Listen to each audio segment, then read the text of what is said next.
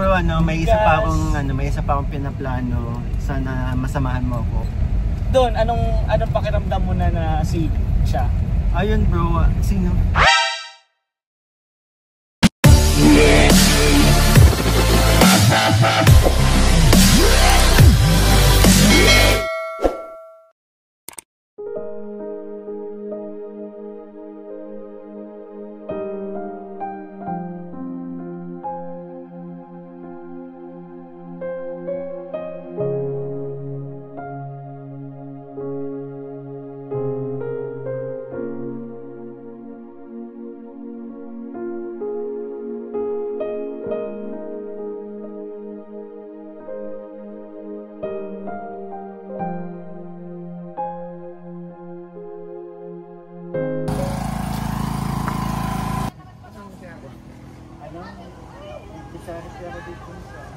Sa may angas tapos sa Manggisok.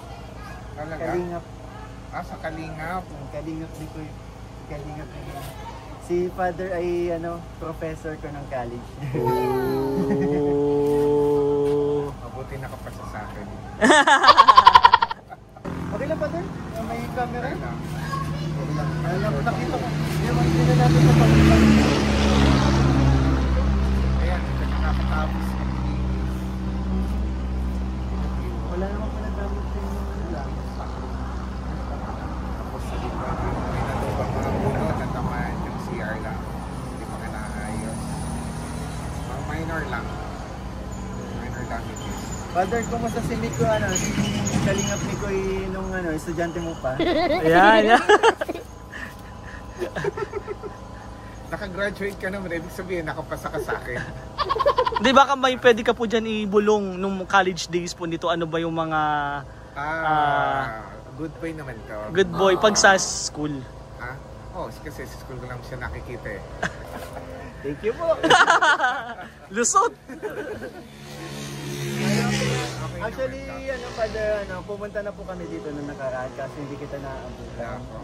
Lagi kitang hindi naabutan, nagmimisa ka po sa mga liblib dito, barangay. Kaya, kasi may mga beneficiaries din ako dito eh, kaya ayun. Talaga? Sa Angas? Sa Angas, sa Manggisok, meron dito sa Yung Manggisok, another parish yun. Okay. Dati, ako ang nag-handle nun, kaya lang meron na ngayon bagong pari. Kaya na-relieve na ako doon. Isa na lang, dati dalaw yung parokya. Ito po palang kasama ko si Kalingap rin po. Bless po. Ay, nag-bless na ako kanina.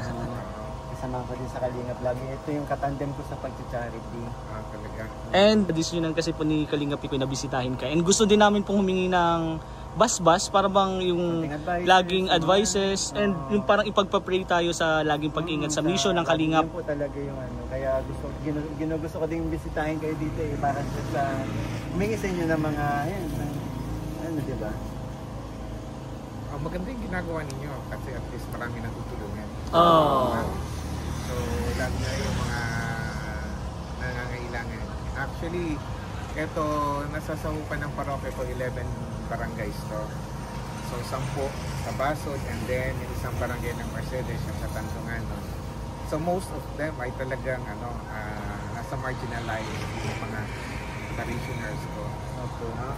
Kaya nga din, itong parokya na to ay isa sa pinakamahirap na parokya. Tingnan nyo naman, hindi natatapos. Pero lumaki siya. Kasi, ang laki. Malaki yung area. Kasi dati dito lang yan. So, dahil meron lang tumulong para mapagawa yung at least yung facade. So, wala pang dingding, hindi pa tapos. Ang daming gagawin. Dahil may mga tumulong din outside of the parish. But, pag dito lang magre-rely sa parokya, hindi kaya ng mga tao. Talagang limited yung capacity nila. Saka naalala ko po, Father, destino kayo mga churches ang talaga, no? Dati San Felipe. Pero nagana siya ng Talisay, yun naman malapit. Nasa ako from San Felipe sa Paracale, then sa Winsons, then Talisay. Ay, nag-Winsons ka pa po? O, di ba ang dami ng simula naman dito? Kumusta naman po kayo? Bata naman. Feeling ko talaga okay si Father kasi bata si Father eh. Ilang years ka na po dito? Naka-destino? Magti-3. At tugil na. Nalala ko si Father nung professor ko siya, madami mabalbas yun. Pero kaya sabi ko mga bata. Anong masasabi mo, Father? Ito na yung tinahak ko mundo. Maging charity vlogger po. Hanggang kailan yan? Masaya ko sa ginagawa ko kaya, di ba, hindi ko nakikita yung sarili ko na ihinto ko to kasi happy ako sa ginagawa ko. Makatulong, kung ano, pwede nyo pong bisitahin yung mga content ko, Kalingap Mikoy. Kasi Mikoy yung palayaw kay Kalingap Mikoy. Okay. Saka ano, Father, may serye din ako, baka gusto nyong kiligin. Baka gusto nyong kiligin sa serye. I-promote mo. Mi Chris. Mi Chris yan, Mi Chris. Mi Chris, taga, yan, yung katandem ko po, taga dito sa Basod. Si Krista po yun, kasi ano, katandem ko sa Mi Chris. Kaya kung gusto nyo, baka makita nyo yung estudyante nyo. Episode 20 na, kakatapos lang. Episode 20. And syempre yung mga charity vlogs po ng Team Kalingap, pwede mo po din mabisita. Napapanood ko yung iba. Sa YouTube po kami. Sa YouTube. Kaya yan. Grabe pa. I-feature nyo yung simbahan ko, baka merong gustong tumulong. Pwede po. Actually, galing po kami doon bago kami pumasok. Naalala ko, huling kita namin ni Father, pinagbentahan ko siya ng, yung nagbebenta ko ng chicken wings. Sa Talisay ako noon. Oo, sa Talisay ako. Diba? Tagal-tagal na rin. Chicken wings. After pandemic yun. Yeah. After pandemic. Nasa Talisay ako. Nagluluto tayong chicken wings, tapos nag-order, naging natin, customer natin si Father. Grabe naman. Ngayon ko lang nalaman yun. Nag-business tayo ng gano'n. Ito sa mga unang sumuport yan sa akin. Baka may secret ka dyan, Father, na pwedeng sabihin na... Good boy nga ako nung college ako. Porsigido naman to. Porsigido. Kasi nung time na naghahanap siya ng trabaho, nagpatulong pa yan sa akin gumawa ng resume. Ayan yung mga secret pala yun eh. At least ngayon nalalaman na namin, bro. Yung mga hindi namin alam sa side mo, di ba? Kasi yun, naging isa Kristan din tayo dati. Kaya sabi ko, nagbibisit kami mga magkakaklase sa kaya naging close ko din si Father kasi nagbibisit kami sa San Felipe na mga kaklase ko. Di ba po? San Felipe pa ako. Hindi ko makalimutan yung pinamemorize ako ng yung pinamemorize kami ng mga dasal. Yun yung parang final namin. Kaso English yung dasal. Sabi ko, Father, pwede mong Tagalog na lang. Pumayat. Ayun, pasado. Nalala ko pa yun. Ano mga hindi mo malilimutan kay Father? Nung time na teacher mo pa siya and after? Bukod sa stricto si Father, napakabait na. Yung mabait si Father. Yan yung mga namin. Stricto tayo. Pag sa klase naman talaga, stricto. Kahit saan, siguro ako naman din maging professor. Until now? Until now? Kumakuha nga ako ng grades. Sa lako pa din. Oy, grabe. Kumakuha ako ng grades. Maraming bagsak. Kasi nakita ko sa vlog kasi yung kambal. Yan mga na. Tinanong ko nga nag-message ako, estudyante ko ba kayo? Yes, Father.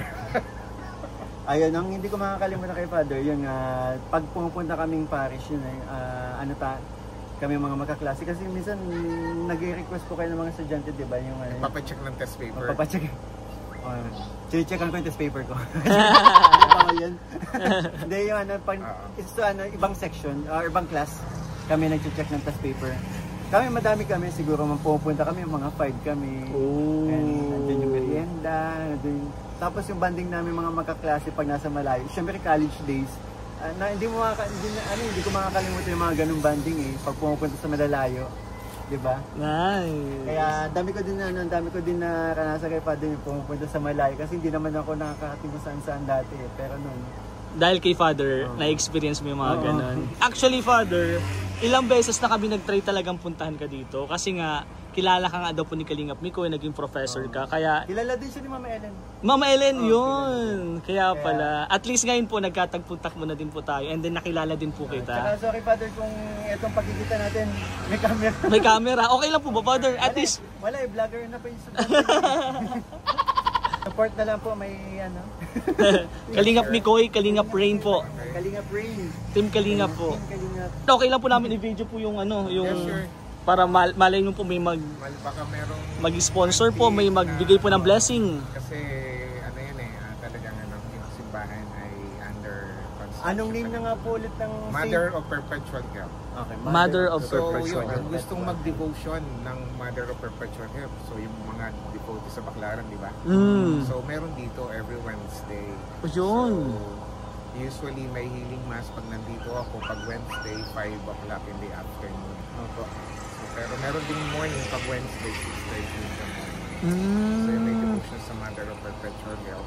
So pwedeng pumunta dito. Ayun. Sige, Father, kami po kukuha na namin yung dadaan kami na ulit ng simbahan. Sige, good luck.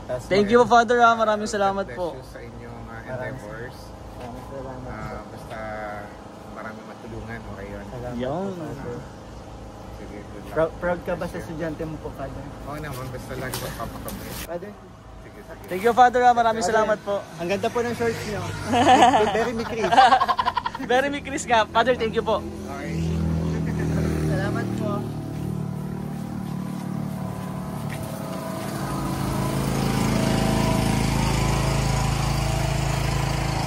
Mga bro, tapo.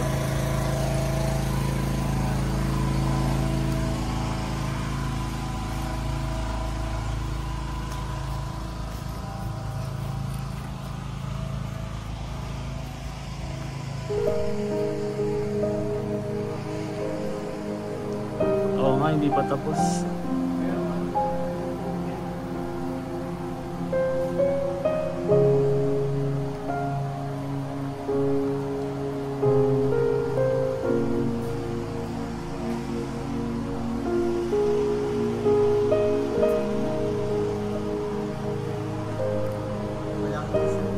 Walang kisame.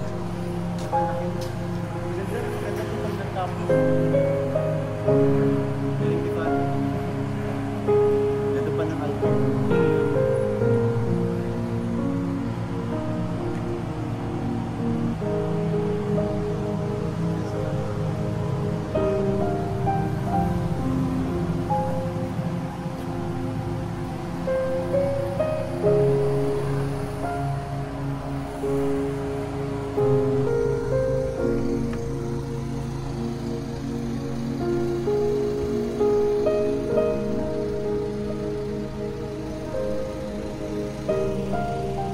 So, ayun bro, kamusta naman yung...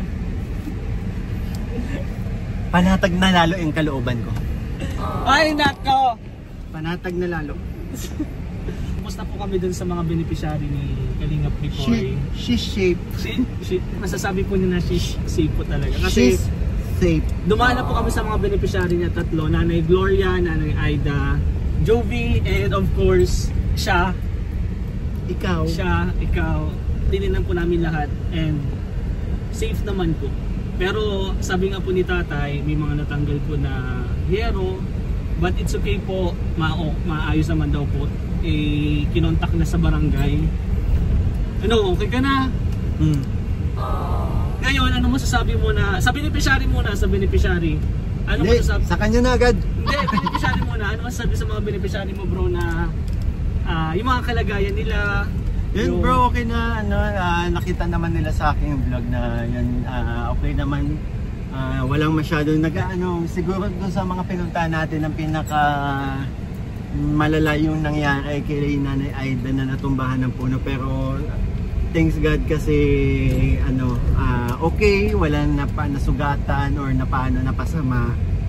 Yan, kaya yan, unti-unti tiwala lang sa taas, makakabangon din. Laban lang. Laban lang, kaya...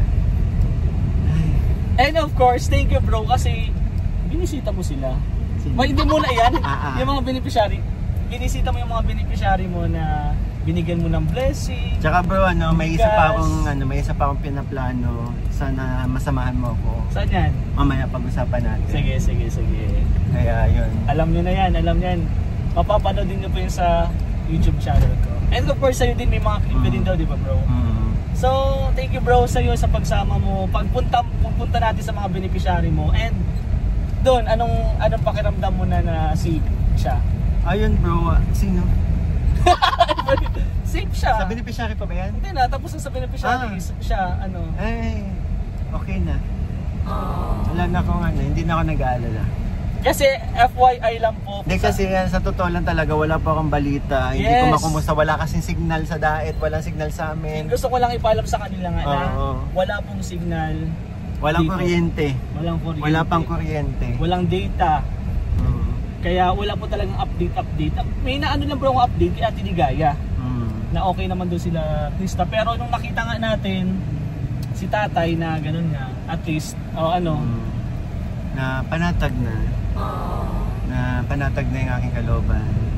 Nabawasan na yung aking pag-aalala. Hindi lang yan. Saka thank you po pala sa lahat ng mga sumuporta ng part 20. Ay! Grabe kayo! Ang masasabi ko lang bro, episode 20 is the best episode ng lahat bro, lahat ng episode ng Mikris is the best, but episode 20 among is the best. Yes. Among the best. Grabe. Sobra wala akong masabi. Anong masasabi mo? Bakit yun yung pinakamaganda? Kasi may sa tingin ko bro, may umamin na kasi bro. And nandun yung basta yung sweetness nyo, basta yung kayong dalawa lang talaga na nag-uusap kayo. Napaka sincere. Nasabi nyo talaga yung mga gusto nyo sabihin.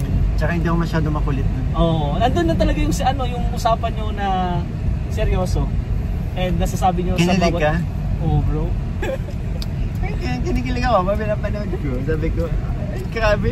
Ikaw ba namang umamin sa'yo? Actually hindi siya direktang umamin. Parang nandun na din yun eh. Masama bang magka-crush? So, tapos mamaya malaman ko iba na naman. Ay nako! Ay! Itataog ko talaga to. Wag! Ay, paano gawin yan? Pero ayun po mga kalingap, thank you so much po sa suporta po ninyo. Sa birthday ni Mikoy bro, belated. Ay grabe, salamat po. And sa hindi ko po kayo maisa-isa sa sobrang dami ng mga nagmamahal sa amin ng Mikris and sa sumuporta po ng part 20 at maging sa aking kaarawan po ng mga nagpaabot ng blessings, marami ng mga gifts, napakaraming gifts. First time po in my whole life na makatanggap ng ganong karami sa aking kaarawan. And masasabi kong the best birthday pa naman dahil po yun sa inyo. Maraming salamat po. Sa inyo lang, sa kanila? Dahil po yun sa Team Kalinga, sa Kalinga family, yun na hindi ko mararanasan to kundi dahil